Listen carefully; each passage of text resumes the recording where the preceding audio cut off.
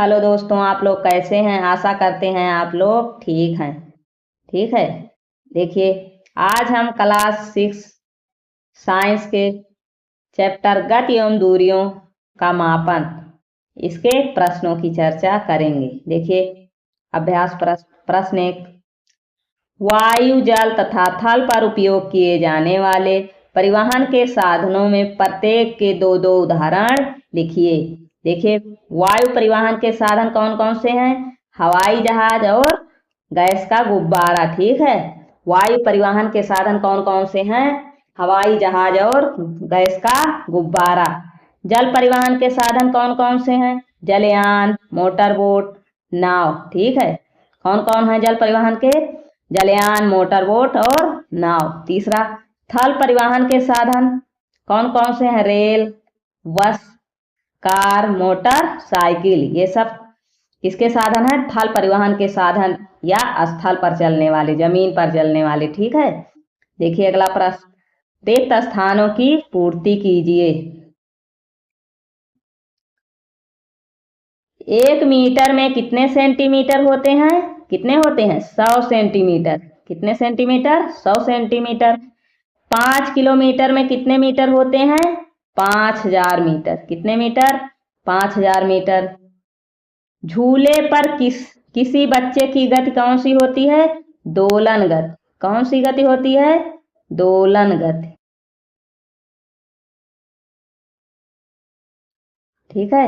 एक सिलाई मशीन की सुई की गति होती है, कौन सी गति होती है सिलाई मशीन की सुई में? चक्रीय गति।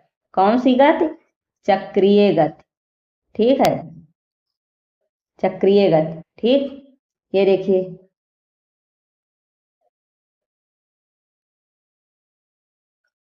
देखिए दोलन गति क्या होती है? जैसे देखिए, ये झूला है, ये रहा झूला। एक तरह, एक बार इधर गया, एक बार इधर गया, एक बार इधर गया। ठीक है।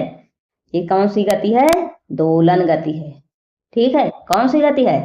दोलन गति है।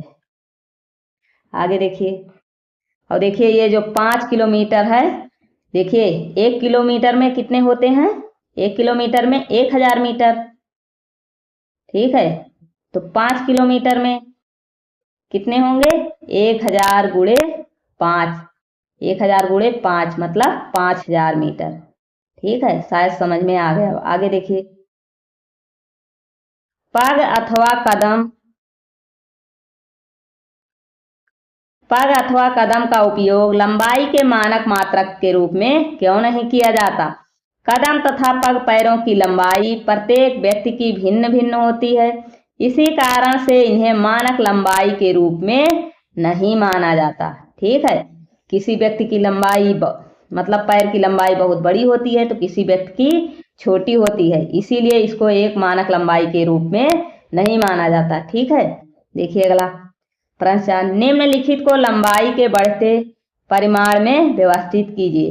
1 मीटर, 1 सेंटीमीटर, 1 किलोमीटर, 1 मिलीमीटर। ये क्या कह रहा है? बढ़ते क्रम। बढ़ते क्रम मतलब आरोही क्रम। ठीक है। तो इसमें सबसे छोटा कौन सा है?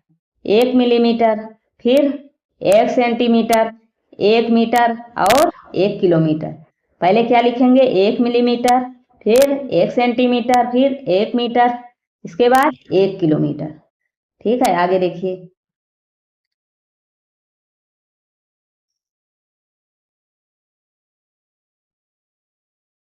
देखिए किसी व्यक्ति की लंबाई 1.65 मीटर है, इसे सेंटीमीटर तथा मिलीमीटर में व्यक्त कीजिए। देखिए 1.65 मीटर बराबर क्या होता है? कितने सेंटीमीटर होते हैं? 165 सेंटीमीटर। ठीक है। और इसमें कितने मिलीमीटर होते हैं? तो 1650 मिलीमीटर। अगला देखिए, राधा के घर तथा उसके स्कूल के बीच तक की दूरी 3250 मीटर है। इस दूरी को किलोमीटर में व्यक्त कीजिए। ठीक है। तो इसको कैसे करेंगे? देखिए 3250 मीटर बराबर, देखिए इसको किलोमीटर में करना है। क्या करेंगे? 3250 को भाग दे देंगे 1000 से। ठीक है। जब इसको भाग दे देंगे तो क्या आएगा? देखिए ये 3 जीरो है, तो क्या करेंगे? 3 अंक के बाद यहाँ दशमलव लगा देंगे। ठीक है, क्या हो जाएगा 3.250 किलोमीटर। ठीक है, आगे देखिए।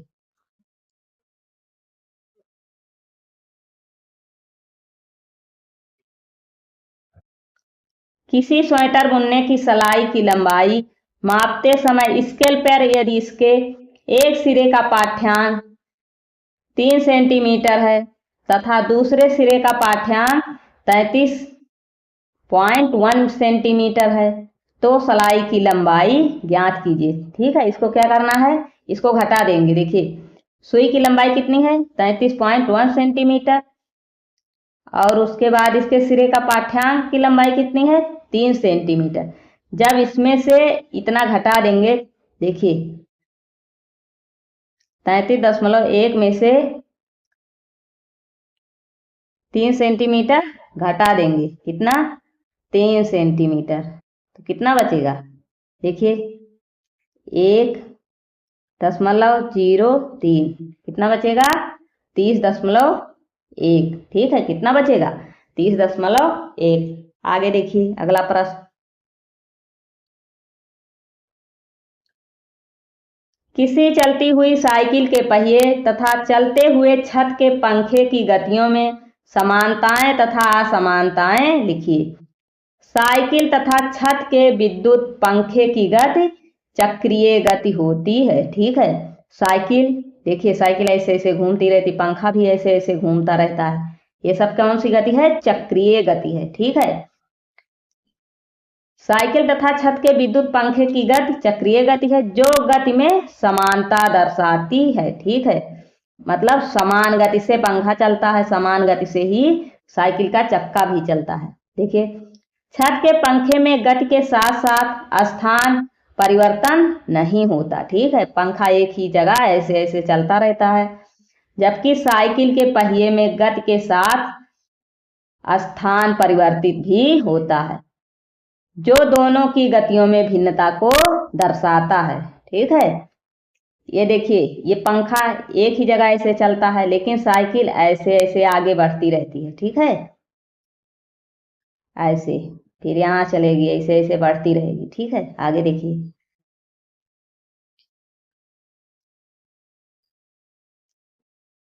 प्रश्न 9, आप दूरी मापने के लिए किसी प्रत्यास्थ मापक का उपयोग क्यों नहीं करते। यदि आप किसी दूरी को प्रत्यास्थ फीते से मापें तो अपनी माप को किसी अन्य को बताने में आपको जो समस्याएं आएंगी उनमें से कुछ समस्याएं लिखिए।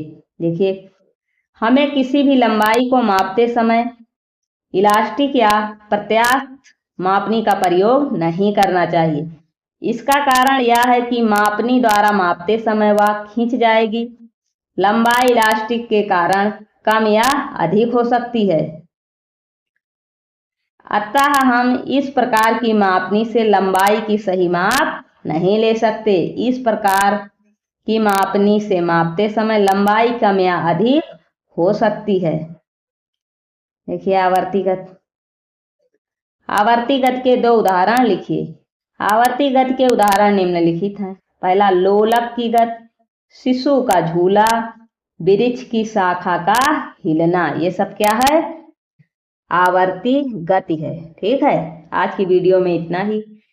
यदि वीडियो पसंद आए वीडियो को लाइक करें, नए हैं तो चैनल को सब्सक्राइब करें। अगर कोई सुझाव है तो कमेंट बॉक्स में कमेंट अवश्य करें।